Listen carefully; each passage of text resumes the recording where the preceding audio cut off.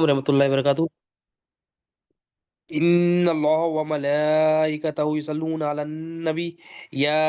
अय्युहल्लज़ीना आमनू सल्लु अलैहि व सल्लिमू तस्लीमा। अल्लाहुम्मा सल्लि अला सय्यिदिना मुहम्मद व अला आलि सय्यिदिना मुहम्मद व बारिक वसल्लिम। अल्लाहुम्मा सल्लि अला सय्यिदिना मुहम्मद व अला आलि सय्यिदिना मुहम्मद व बारिक वसल्लिम। अल्लाहुम्मा सल्लि अला सय्यिदिना मुहम्मद व अला आलि सय्यिदिना मुहम्मद व बारिक वसल्लिम।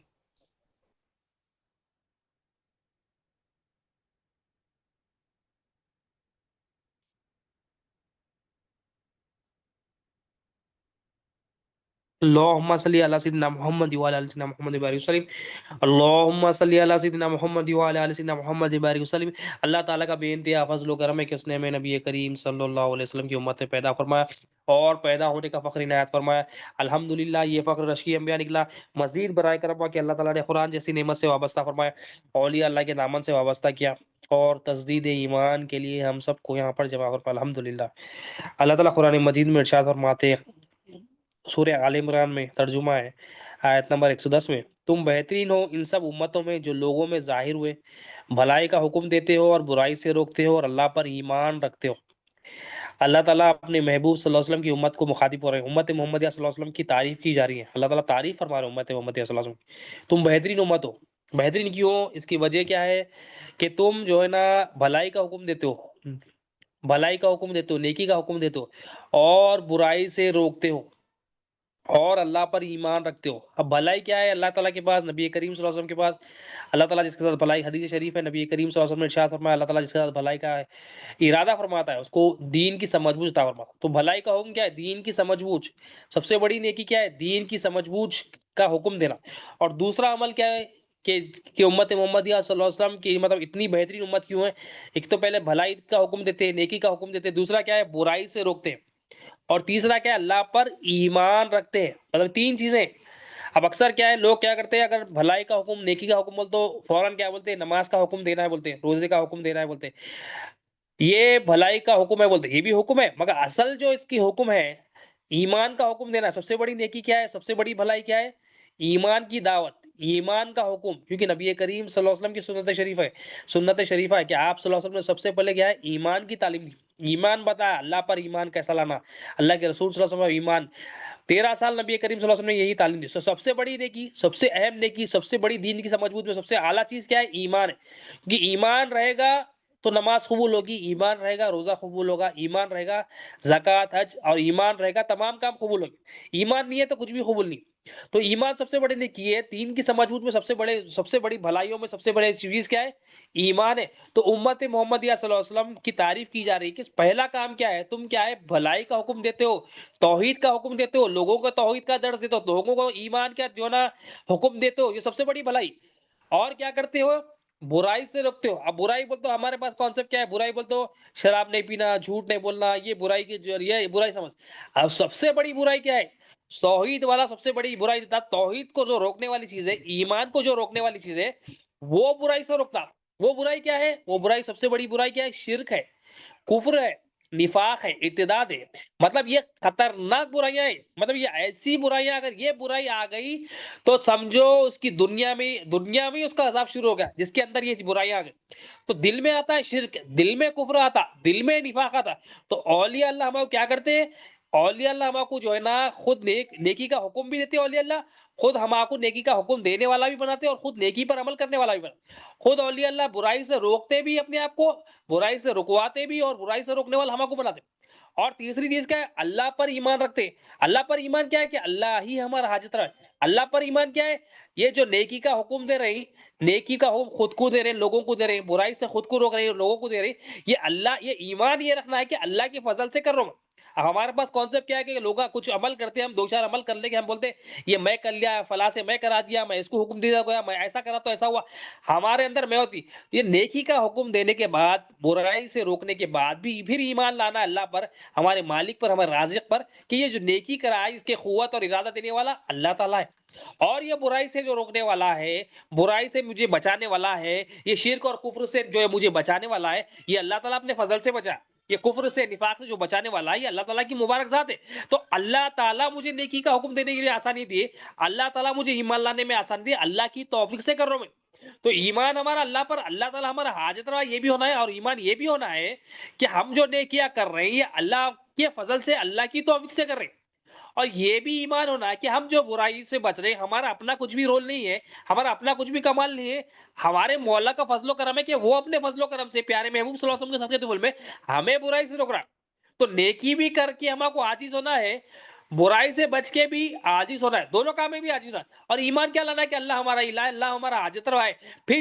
جب ایسا ہمارا ایمان ہوگا تو جب ہم نیکی کی دعوت دیں گے خود کو بھی دوسروں کو بھی، یہ با اثر ہوگی، اس میں اثر بھی ہوگا، کیونکہ اللہ تعالیٰ ایمان والے کی زبان پہ اثر ڈالتے، اثر رکھتے اللہ تعالیٰ، کیونکہ وہ ایمان والی، کیونکہ اس کا دل اور زبان سچے ہو گئے، اس کا دل اور زبان ایک ہو گیا۔ جب دل اور زبان ایک ہو جاتی ہے تو اس کے اندر سے سچ نکلتا، سچ کا نور نکلتا، وہ نور ایسا رہتا کہ وہ سامنے والے پہ بھی اثر کرتا۔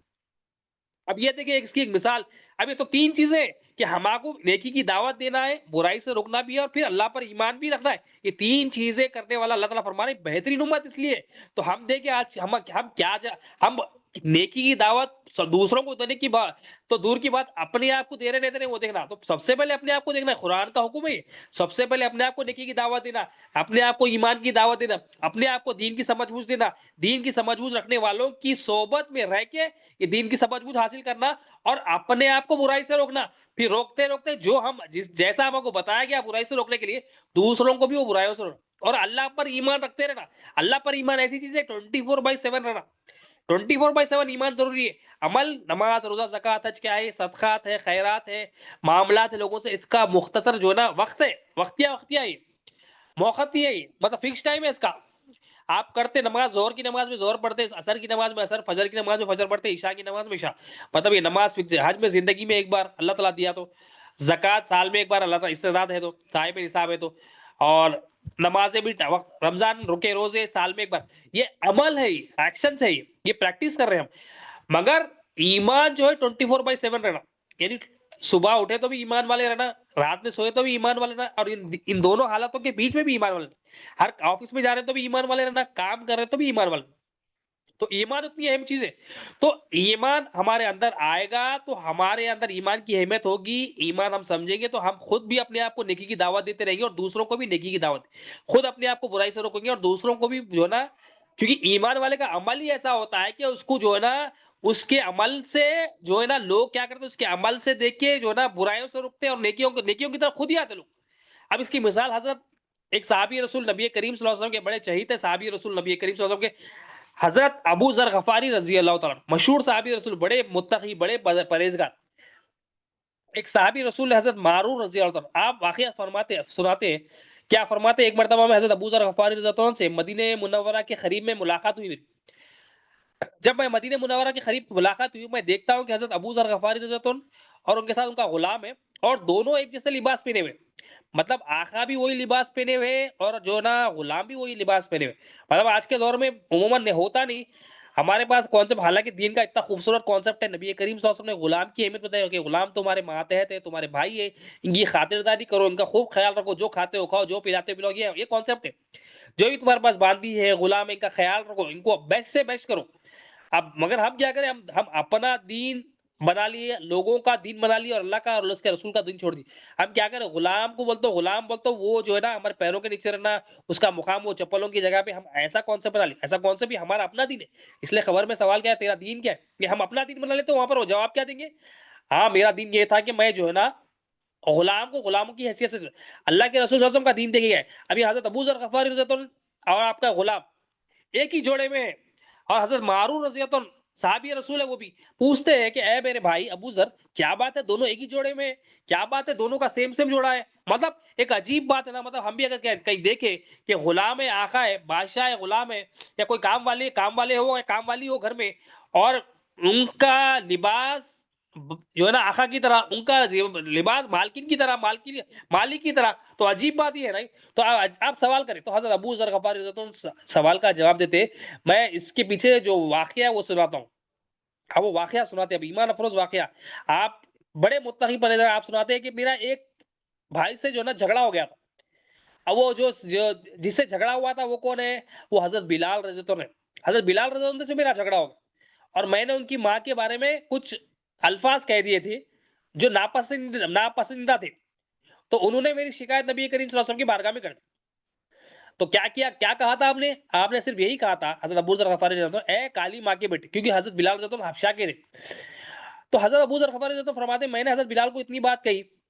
کہ جو ہے نا اے کالی ماں کے بیٹے، بچنا کہ نبی کریم صلی اللہ علیہ وسلم کو جب یہ بات پتا چلی، نبی کریم صلی اللہ علیہ وسلم پر شکایت لے کر آئے حضرت بلال رضی اللہ عنہ، آپ صلی اللہ علیہ وسلم حضرت ابو ذر غفاری رضی اللہ عنہ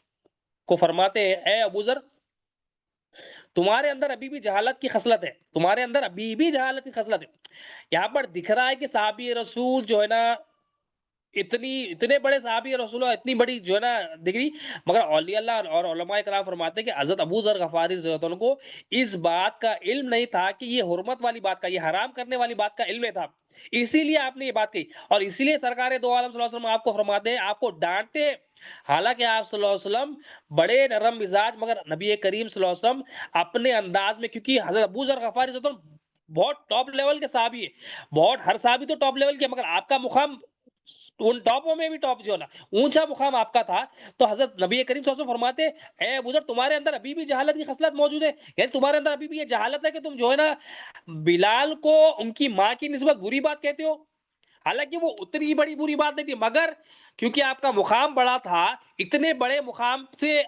مقام پہ آنے کے بعد اتنی چھوٹی بات کیسا کہہ سکتے، اتنی ایسی بات کیسا ہو سکتی؟ وہ نبی کریم صلی اللہ علیہ وسلم آپ کو نصیحت فرما رہے، آپ کو ڈانٹ رہے، کیونکہ آپ کا مرتبہ بلند تھا، آپ کو، اور کیونکہ نبی کریم صلی اللہ علیہ وسلم کی زبان مبارک پر، مبارک زبان پر حق کے سوا کچھ جاری نہیں ہوتا، تو آپ صلی اللہ علیہ وسلم فرمائے اے ابو ذر، تمہارے اندر ابھی بھی خصلت ہے، وہ جہالت کی خصلت ہے کیا؟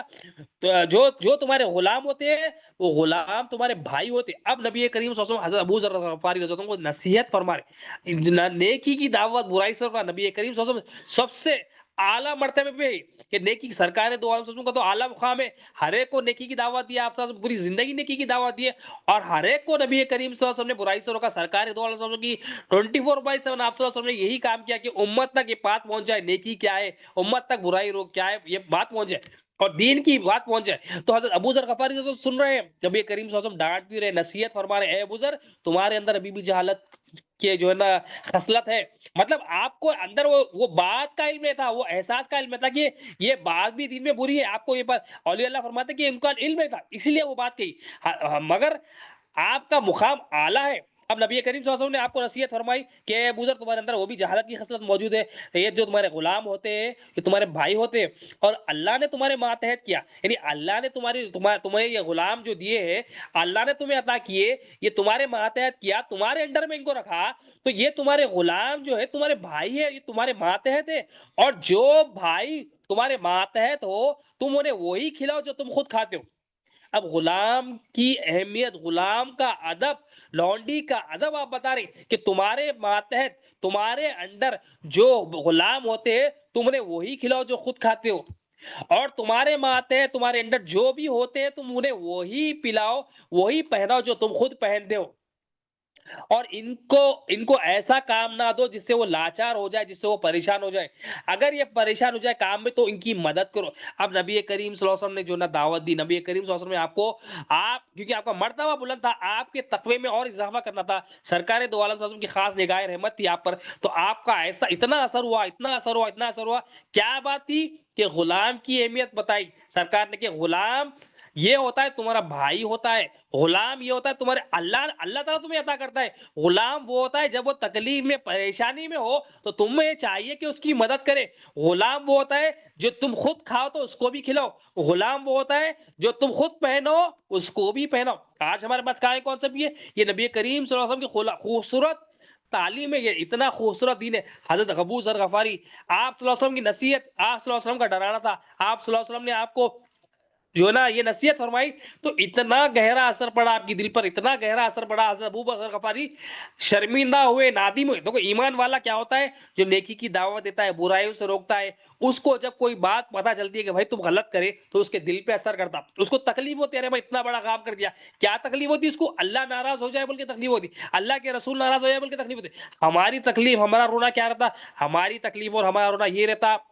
اللہ اور اس کے رسول کی ناراضگی کے علاوہ مخلوق کی ناراضگی اور رہتا، ارے انہیں ناراض ہو گیا، ارے انہیں ناراض ہو گیا، ارے انہیں کیا بولتا کہ انہیں کیا بولتا کہ آیا ہے باس کے سامنے کیا ہوتا کہ ارے کیا ہوتا کہ شوہر کیا بولتا کہ ارے بیوی کیا ہمارا رونا یہی زندگی بھر، ہمارا بھائی کیا بولتا کہ بہن کیا بولتی کہ اولاد کیا بولتی، یہی فکر ہم یہ فکر نہیں کریں کہ اللہ اور اس کے رسول ناراض ہو گئے ہوئے یا راضی ہوئے، ہمارا کو فکر ہی نہیں ہے۔ ابو ذر غفاری رضی اللہ عنہ اتنے نادم ہوئے، اتنے شرمندہ ہوئے کہ میرے سے اتنی بڑی غلطی ہوئی، حالانکہ وہ کچھ غلطی نہیں تھی، بس اتنا کہا تھا آپ کی ماں کو کہ تم کالی ماں کے بیٹے ہو، مگر نبی کریم صلی اللہ علیہ وسلم آپ کے تقوی کو، آپ کے پرہیزگاری کو بڑھا رہے تھے، آپ کے اندر وہ جو خصلت تھی اس کو دور کر رہے تھے جہالت کی، کیونکہ نبی کریم صلی اللہ علیہ وسلم دلوں کے حال کو واقف ہے۔ اب حضرت ابو ذر غفاری رضی اللہ عنہ اتنا روئے، اتنا شرمندہ ہوئے، وہ بارگاہ رسالت سے فوراً نکلتے، حضرت بلال رضی اللہ عنہ کی بارگاہ میں پہنچتے، حضرت بلال رضی اللہ عنہ اب ہمارے سے کسی سے ہماری کسی سے نہیں بنی اور ہمارے کو کہا جائے بھائی تم جا کے معافی مانگو بول تو ہم کیا کرتے، ہمارا معافی کا اسٹائل آج کیا ہو گیا، ہاں بھائی معاف کر دو، واٹس ایپ والا لفٹ میں آپ دیکھو، آپ مشینوں سے آواز آتی، لفٹ اگر رک گئی تو بولتی sorry to keep you waited, آپ کو ہم لفٹ بول رہی، مشین بول رہی معافی چاہتے، حالانکہ اس کوئی ویلیو نہیں ہے اس کی معافی کی، کوئی اس کو پوچھ نہیں رہا ہے، تو سب کو معلوم ہے مشین کی غلطی نہیں ہے، مگر ہماری جو معافی ہے اللہ سے ہم جو معافی مانگتے ہیں، ہم کیسا مانگتے ہیں، معافی مانگتے ہو جب ہم بس ہاتھوں کو کلے پہ مارنے کے بولتے ہیں معافی مانگ لیے، ہم بہت بڑا کام کر دیں۔ اب حضرت ابو ذر غفاری رضی اللہ عنہ اتنا شرمندہ ہوئے، اتنا نادم ہوئے کہ دیکھو شرمندگی کیا ہوتی ہے، بندگی ہوتی ہے، جب اس کو احساس ہو جاتا ہے بندے کو ارے میں اتنی بڑی غلطی کرا، تو انہیں چھوٹی غلطی بڑی غلطی نہیں دیکھتا، انہیں یہ دیکھتا میں کس کی نافرمانی کرا دیکھتا۔ ہم کیا کرتے، چھوٹی غلطی ہوں گی نا بھائی، ارے بڑی غلطی ہوں گی نا، ہم مطلب میجرمنٹ کرتے، ہم یہ نہیں دیکھتے کہ کس کی نافرمانی کریں، ہم اللہ اور اس کے رسول کی نافرمانی کریں۔ اب یہاں پر حضرت ابو ذر غفاری تو فوراً وہاں سے نکلتے ہیں، حضرت بلال رضی اللہ عنہ کی بارگاہ میں روتے ہوئے، التجا کرتے ہوئے، تڑپتے ہوئے، آنکھوں سے آنسو بہاتے ہوئے نکلتے، اور اپنا جو گال ہے، رخسار ہے، وہ کیا کرتے زمین پر رکھ دیتے، حضرت بلال رضی اللہ عنہ کی بارگاہ میں پہنچتے، وہاں زمین پر رکھ دیتے اپنا گال۔ اب امیجن کریں وہاں زمین پہ لیٹے آتے، آپ اپنا گال زمین پہ رکھ دیتے اور فرماتے اے بلال تم اپنا مبارک قدم میرے گال پر رکھ دو، اس پہ رون دو، جب تک تم ایسا نہیں کرو گے، میں یہاں سے زمین سے اٹھنے والا نہیں ہوں، جب تک تم مجھے معاف نہیں کرو گے میں یہاں سے اٹھنے والا نہیں ہوں۔ دیکھو حالانکہ نبی کریم صلی اللہ علیہ وسلم نے آپ کو جو نصیحت فرما دی، حالانکہ حضرت بلال رضی اللہ عنہ نہیں چاہتے تھے کہ آپ اتنا آئے، مگر یہاں پر حضرت ابو ذر غفاری رضی اللہ عنہ کا لیول دیکھے، ایمان دیکھے، تقویٰ دے دے کہ دنیا میں ہی رہتے ہوئے حضرت بلال کے دل میں میرے لیے کچھ نہ ہو، کیونکہ حضرت بلال کے دل میں کچھ ہو جائے میرے بارے میں تو اللہ اور اس کے رسول ناراض، جس سے اللہ اور اس کے رسول ناراض تو اس کی دنیا بھی خراب، اس کی آخرت بھی خراب۔ اب دنیا اور آخرت کو سنوارنے میں لگے ہوئے ہیں آپ زمین پہ، اب امیجن کریں کہ کوئی اتنے بڑے مقام کا ہے، حضرت بلال رضی اللہ عنہ بھی بڑے مقام کے، مگر اپنے آپ کو حضرت بلال رضی اللہ عنہ کے قدم میں رکھ دی، اپنے آپ کو، کیونکہ غلطی معلوم ہوئی آپ کو، آپ یہ سوچ رہے کہ میں اللہ اور اس کے رسول کے لیے جو ہے نا نافرمانی کر دیا اور زمین پہ اپنے گال کو رکھ دیا، تو حضرت بلال رضی اللہ عنہ پریشان، بار بار حضرت ابو ذر فرماتے ہیں کہ اے بلال مجھے معاف کر دو، اے بلال اپنا قدم مبارک میرے جو نا میرے گال پر رکھ کے رون دو، اس پہ رکھو بولتے، تو حضرت بلال رضی اللہ عنہ پر جو آپ اور روتے رہتے، حضرت ابو ذر اتنا روتے، اتنا التجا کرتے، حضرت بلال رضی اللہ عنہ مجبور ہو جاتے، حضرت بلال رضی اللہ عنہ بھی اتنے بڑے عاشق رسول ہے، آپ کیا کرتے فوراً اس سے نکلنے کے لیے کیا کرتے آپ، کیونکہ حضرت ابو ذر غفاری رضی اللہ عنہ مان رہے نہیں تھے، آپ نے کیا کیا فوراً خالی پیر کو ایسا مس کر کے ہٹا دیے، مطلب جو گال ہے اس کو مس کر کے ہٹا دی